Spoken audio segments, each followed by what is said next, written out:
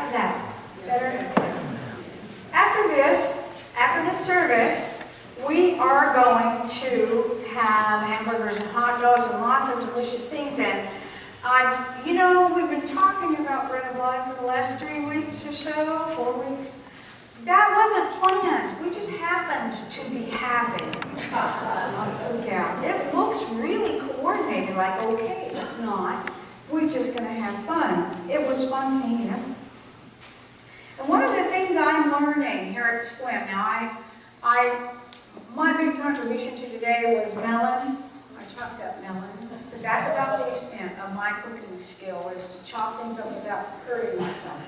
And one of the things, as I shopped for those melons, I noticed about what's happening as I get used to this community is I'm eating lots of really wonderful fruit and vegetables.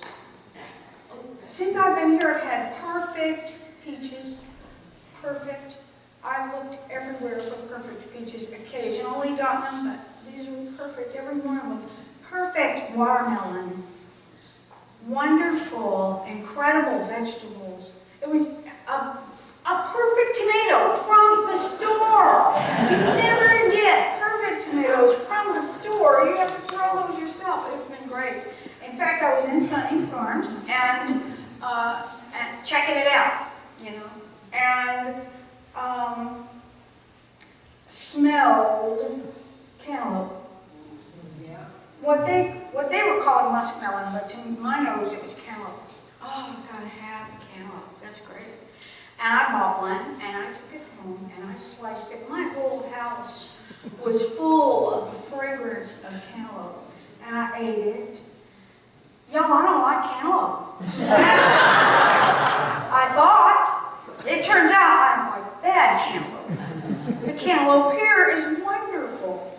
There's a richness here in terms of our food that is unique and somewhat rare. Which makes it interesting that we're talking about the richness of food today in the gospel. We've been on a trajectory considering Jesus as the bread of the world for 3 or 4 weeks now. And you'll remember, I know, that we talked about manna and the way God fed his people with manna and quail enough to satisfy. And they also were led to justice and equality in that feeding. Because no one could hoard manna, no one could oppress another person with manna, no one could exploit another person's need. For 40 years, you collect enough for your own house for today. That created a just society that then went into the promised land. And we said that day, Jesus is our manna. Can't hoard Jesus.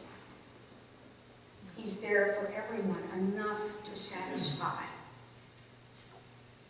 Whether you need a lot or a little. Then we said that relates to incarnation, where God fills us up with himself. Because that's what we were made for. We were made to be close companions and friends in fellowship with the Trinity and to be full of divine life, with divine life shining out of us. But we lost that ability somehow, and Jesus restores it to us. Remember all that? Today is the day when we get down to the nitty-gritty. When we cut that melon and it fills the whole place with the idea of the richness of God. And Jesus is saying very clearly, I am the bread of life. My flesh is bread. My blood is wine for you. I feed you at this altar. Literally, really feed you. We're so tied to what we eat. We have to eat, and yet it's also this whole adventure to eat. It fills us up with richness as well as nourishes us. And Jesus is that for us today. So he said this, and the Jews disputed among themselves, saying, ew, Jews don't eat blood. To say, I am, my blood is mine, ooh. And he's not using dainty words here. This isn't a tea party. These words are gnashing, tearing, gulping words. There are perfectly good words for a tea party in Greece. These are not those. These are take it in, the totality of it, the richness of it. Be fed here. Be filled with joy and the beauty of God and the mystery of holiness by God's action here. And how does that work? God's gracious because he presents it to us as bread and wine, and not flesh and blood. But how does that work? I don't know. Nobody really knows. One of the things we're invited to is mystery. The mystery of the sacrament. And no one's ever solved it. Although there's been a lot of discussion. What this gospel tells us is, let all that go. The logical explanations go.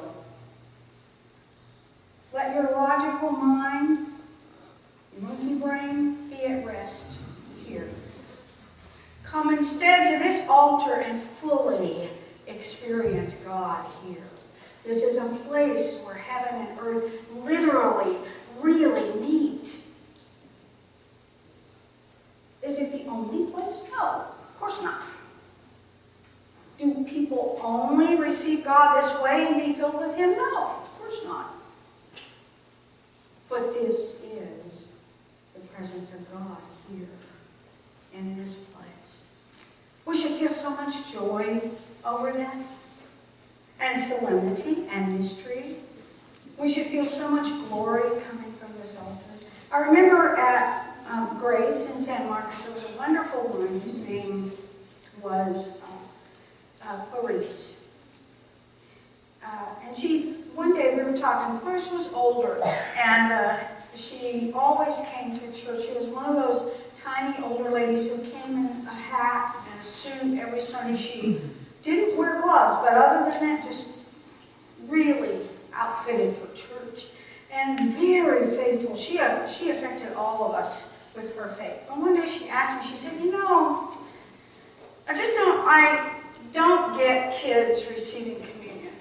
Because when I grew up, you had to be 12 or 13 before you got it. You got it after you were confirmed. That's the way it was for me too. I was confirmed at 12. That's when I started receiving. And now we receive, little babies receive. She said, I don't understand that. And I said, Clarice, who does? None of us understands it. We're not there because we understand. We're there because God calls us to be there. And as it happened, the very next Sunday, there's a little fellow, he was about 3 in our congregation, who came with his parents, and they happened to sit beside Clarice the next Sunday. And so, they all happened to be at the altar side by side, and she was beside him. And I went down the row, and I said, Brother Christ, the body of heaven, you know what I said. To each person. And each person, some of them said, Amen.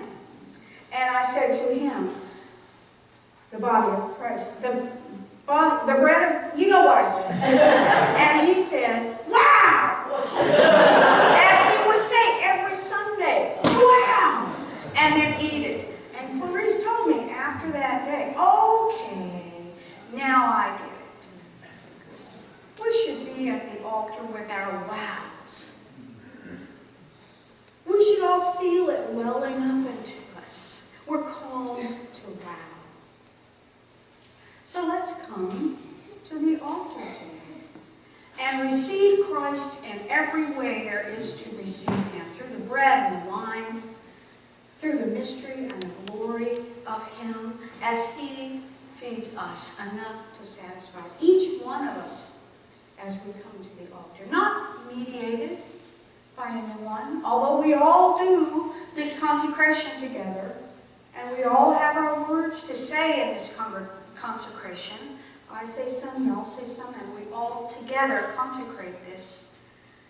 Let's enjoy and rejoice in this communion. And then, filled with divine light, we can go out and be a sign of incarnational life to everyone we meet. On the street, at home, in school, at work, we will be shining with divine light.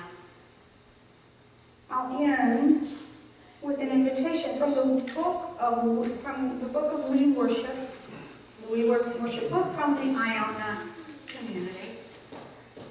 This is the table not of the church, but of the Lord. It is made ready for those who love Him and for those who want to love Him more. So come.